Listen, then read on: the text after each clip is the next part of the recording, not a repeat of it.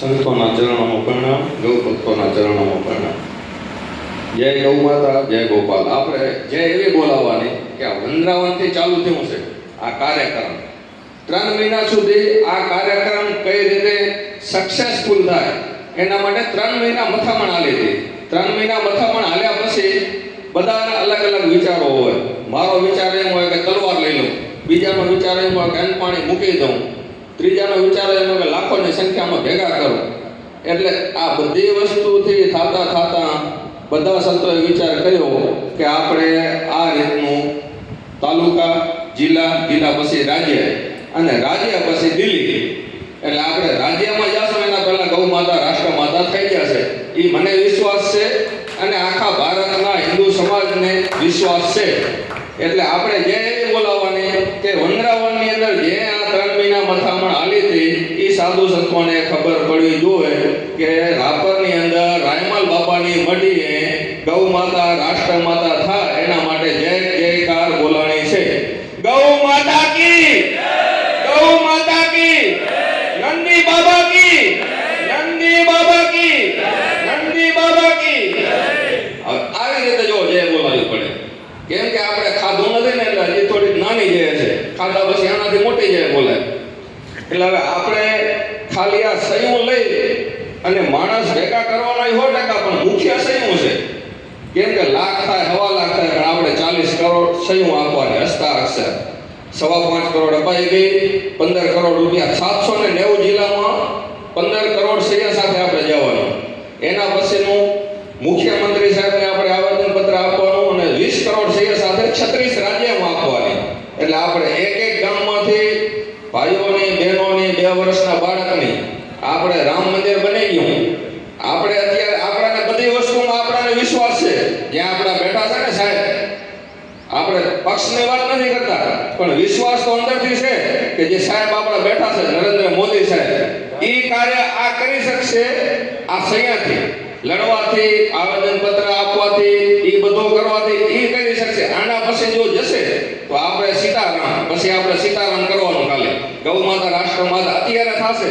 રામ મંદિર બની ગયું, 370 હટી ગઈ, ગંગા, યમુના, નર્મદા બધું સાફ થઈ ગયા છે.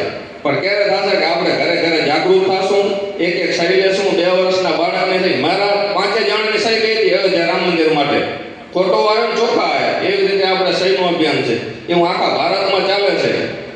અને જેમ બને એમ આપણે ઓરિજિનલ સહી બધી નરેન્દ્ર મોદી સાહેબને જશે. એના પછી રાષ્ટ્રપતિ, રાજ્યપાલ ને મુખ્યમંત્રી, આવી રીતે 4 સહીઓ જશે અને 1 સહી આપણે કને પાછી ભેગી રહેશે કાયમી એ સંતો કને.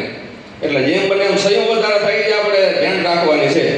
અને સુરતમાં જેવી રીતે આપણે બુલડોઝર બાબા જીસીબી લઈને ગયા હતા, એવી રીતે જો આપણે થાય દેવનાથ બાપુ, વિનુભાઈ, તો આપણે બુલડોઝર જીસીબી શણગારી જવાનું છે ઓયા ભુજ. એવો આદેશ છે એમ કે આખા ભારતની અંદર એવી રીતે એમ જાય ને જીસીબી લઈને, તો આખું એ કેસરી કલરનું હોય પાછું. એટલે આ વધારે આનંદ આવે. એટલે જેમ બને એમ સહયોગ વધારે થાય અને ગૌ માતા રાષ્ટ્ર માતા થાય એનો મને વિશ્વાસ છે. પણ એક સંખ્યા નથી થતી, કેમ કે આપણે બધા ગ્રુપોમાં આમંત્રણ તો એક જણાને આપવા જાય તો ન થાય જરૂર, પણ બધા ગ્રુપોમાં મૂકી દીધું છે દિનેશભાઈ. કોઈ આપણા રાપર તાલુકાના કોક જ ગ્રુપમાં ન મૂક્યું, અને બધા ગ્રુપમાં મેસેજ, ફોન અને બધાને કીધેલું હતું કે તમે કરતા આવજો. એટલે 40 કરોડ સહીઓ આપવાની છે, એમાં મહેનત કરવાની છે અને બધાને જવાબદારી લેવાની. મારી માં છે તરીકે, મારી કે આપણું કરશું ને તો પાછું ભેરું નહીં થાય. મારી માં છે. એવી રીતે અમે પોતે જુઓ રાતને દિવસ ખાતા પીતા વગર આમાં ટાઈમનો કાંઈ નક્કી ન હોય. પછી કે હમણાં હેનમંત તમે કહેતા 1:30 વાગે આવ્યા અને 5000 સહીઓ લઈને આવ્યા.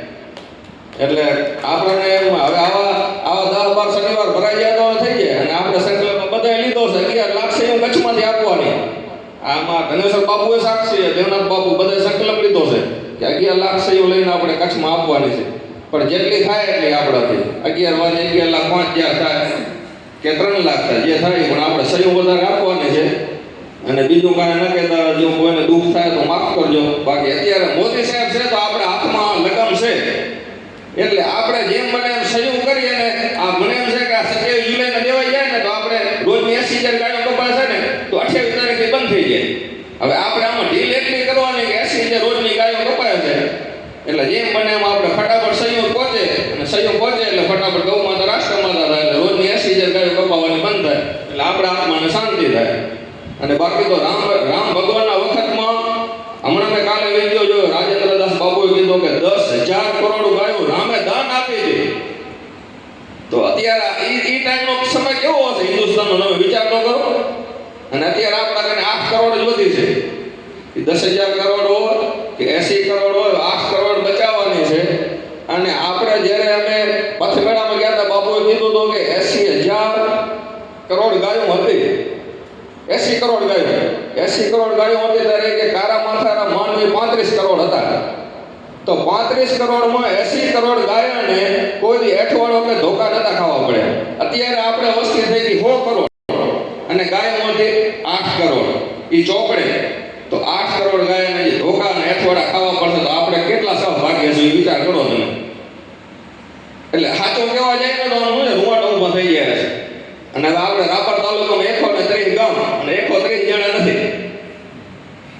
આનો આ પ્રશ્ન અમને બાપુએ કીધો તો ભુજમાં, કે ભુજ જિલ્લા મથકે બેઠક રાખી અને ભુજ જિલ્લામાંથી 10 જણા ન હોય એટલે આપણે આમાં બધા ગામોગામથી જીપના ભાડા જો આપણે પોતાના લઈ દેવાના, ટિકિટ ભાડા દેવાના. પણ ભુજ તો પહોંચી જાવજો અને બધાને સંકલ્પ લેજો કે ભાઈ અમે 5 સહીઓ 25 સહીઓ, બેન દીકરીની કોઈની સહી બાકી ન રહેવી જોઈએ. અમુક જગ્યા છે ખાલી ભાઈ માણસ સહી કરે ને ભાઈ માણસ હાલી જાય છે, પણ ભાઈ માણસને આમાં અમારા જે હનુમાન ધામે ગયા ને 5 જ્યાં સહી એમને નથી થઈ. કોઈ એવી લેડીઝ નહીં હોય કે એને સહી એને નંબરને નામ નથી આપ્યું.